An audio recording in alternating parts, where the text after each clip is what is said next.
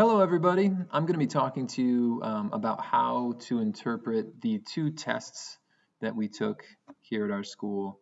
The IOWA test, which was for grades 2 through 8, and the CogAT test, which was for grades 3, 5, and 7. So these were our universal assessments that all students took, and this video is just going to be about how to interpret those scores on the papers that you get home today.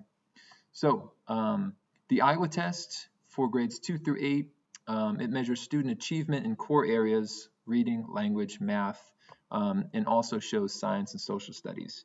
It assesses what students have learned in the classroom, and the results are used by schools to evaluate individual and overall student progress, identify learning gaps, track growth over time, and inform instructional decisions.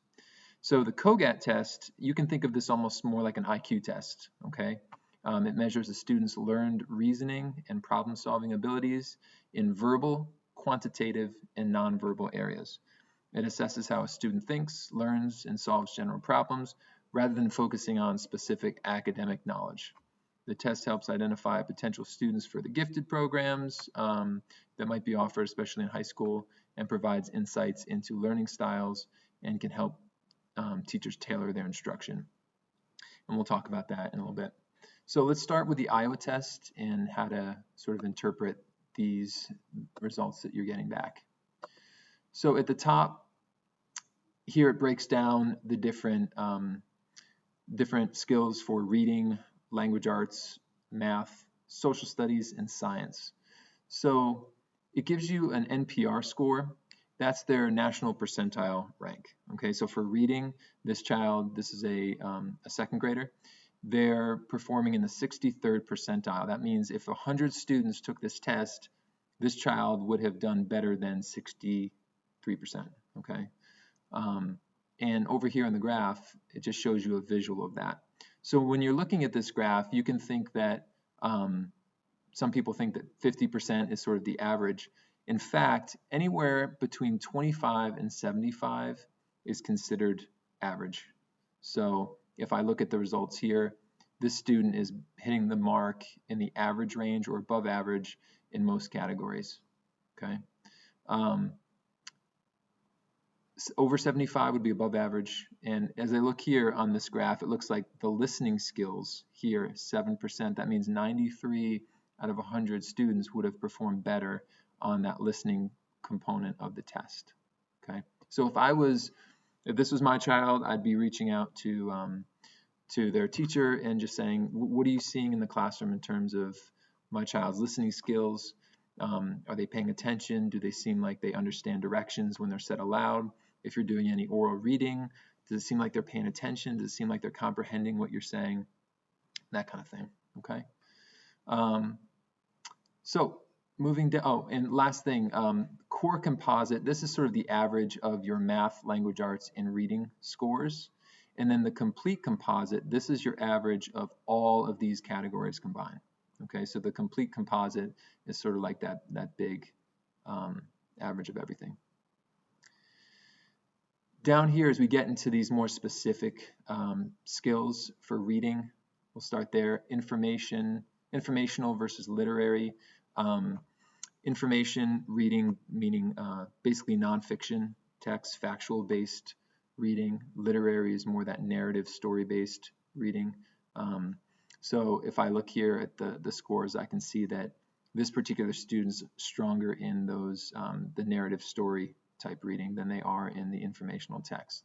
And my guess is that for most kids that's probably true because they're reading a lot of fiction at this stage in the game in second grade. Explicit and implicit meaning. When I think implicit, I'm thinking like that inferential comprehension, reading between the lines, figuring things out that aren't explicitly stated in the text. That's sort of a higher level skill. And then key ideas, are they able to identify, the main ideas of the story? The next component here, this comes up in a number of areas of the text, or a test rather. Essential competencies, conceptual understanding, and extended reasoning. So I'll try and explain a little bit more of what that means. When they're talking about essential competencies, that has to do with memory, attention, problem solving, logic, and reasoning. Okay, so how that applies to math, reading, social studies, science, etc. I think about this almost as more of the core skills, right? And then moving up in terms of the hierarchy, conceptual understanding. Do they have a general strong understanding of the concepts of what they're reading or learning about in math, let's say?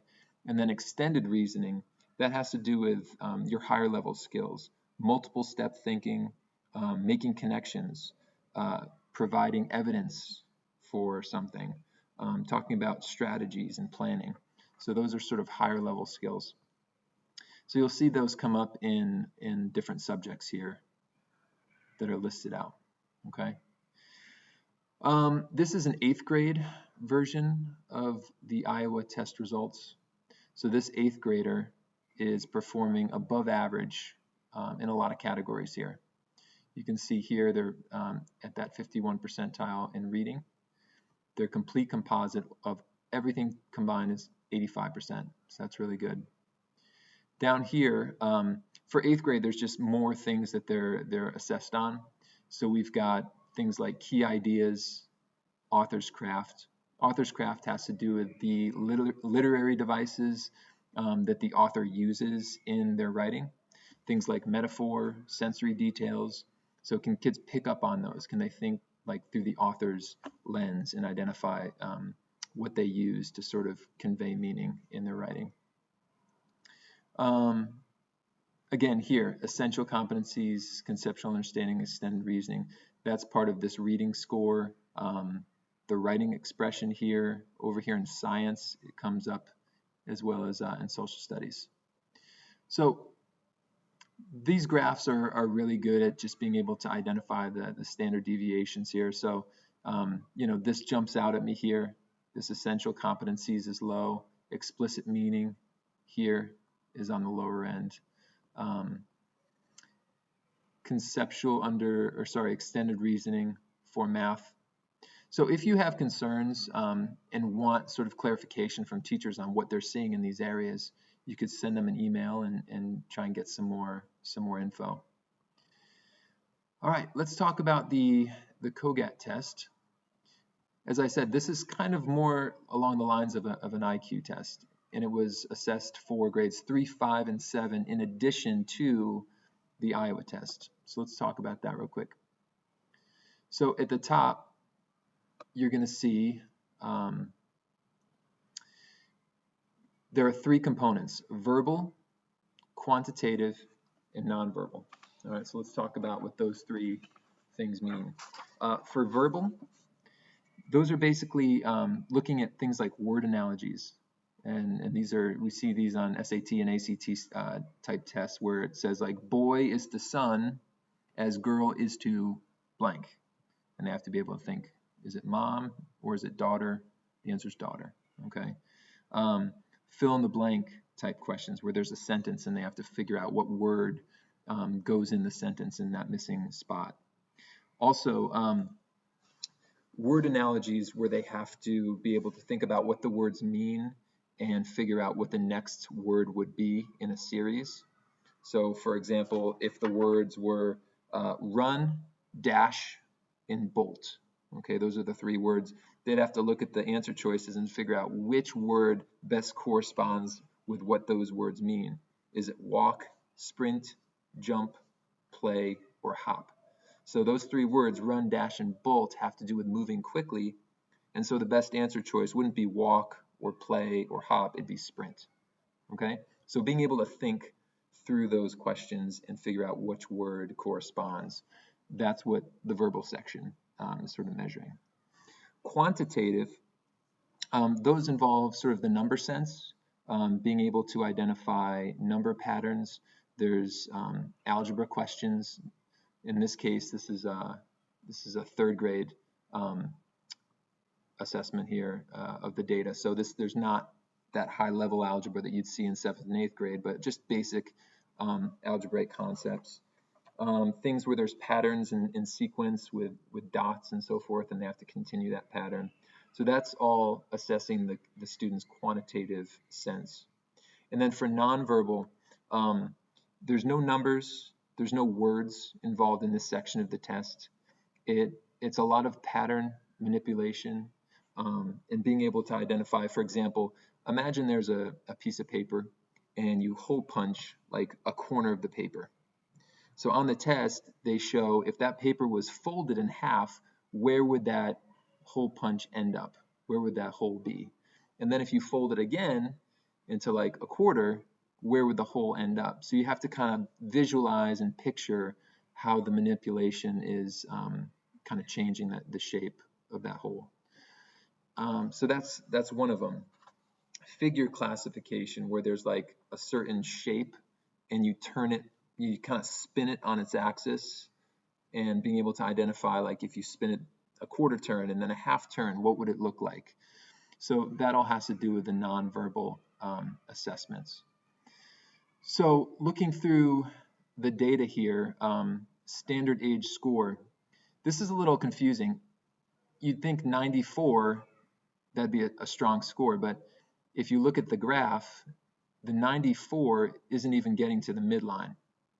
And that's because this score is really out of 200. It's not out of 100. Okay, so in this case, 94, they're a little bit shy of the halfway mark. And this is comparing that child to other children who've taken this test that are the same age. And then it gives an age percentile rank. So based on how they scored here, they're in the 35th percentile related to other students who took this that are the same age as them. All right, so that's how this plays out in these categories. Again, 99th percentile, it's not out of 100 because it's just shy of that 50 mark. And just to sort of, I guess, to remind you, 25 to 75 is the normal range. So even though these are below that midline, that 50%, this is considered in the normal range. I'll explain what STAIN is in just a second. Down here, it shows the raw scores and grade scores for the number of items attempted, the number of items that they got correct. Okay, so this student was able to get through all the questions, all 62 questions here. They got 26 correct, and their score based on students in that grade, not the age, but the grade, was 33. Okay. So what's also neat is over here, it gives an overview for that particular child. And then this is something that teachers can use as well as parents, but they give sort of these little accommodations based on how that student performs, some things that you can work on or do at home or in the classroom. For example, this says, show so-and-so how to break complex tasks into simpler steps. Model the steps as you explain them, write the steps on a sheet of paper, and let them work with a partner to follow them. Okay, so that's neat that they have this section here that kind of gives some information on what you can do to help a student who has those needs or those accommodations. So last thing, this age STAIN and grade STAIN, here's how to understand what a STAIN is in general. STAIN scores are always whole numbers from 1 to 9. They provide a broad general overview of performance and are used in these types of standardized tests. So if you look at the range 1 through 9, 5 would be sort of that median, that average. And so you can see if your child is in the 1 or 2 STAIN, then they're on the lower end of the broad spectrum, versus 8 or 9, they'd be on the higher side. So if I look at this particular child, they're in the 4th, 5th or STAIN there. So that sort of corresponds with where they're falling on this bar graph. They're sort of in that mid range. Same with here, in that 4 or 5 range. Here's another breakdown. Percentage-wise, usually in that 5 STAIN, 20% of students usually fall in that range, versus in that 9th percentile or the 1st percentile, about 4%. This is a generalization, but just so you have a kind of a visual of what it means when it says STAIN. Okay.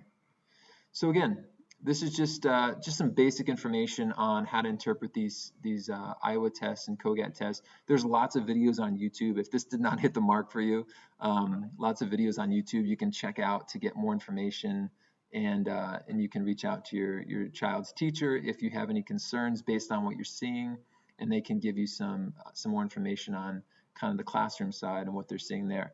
This is just one piece of the puzzle.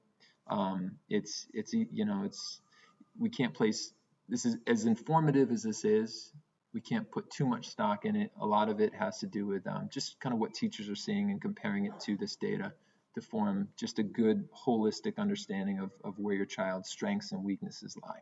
Okay, so hope this was helpful. If you have any other questions, like I said, please reach out.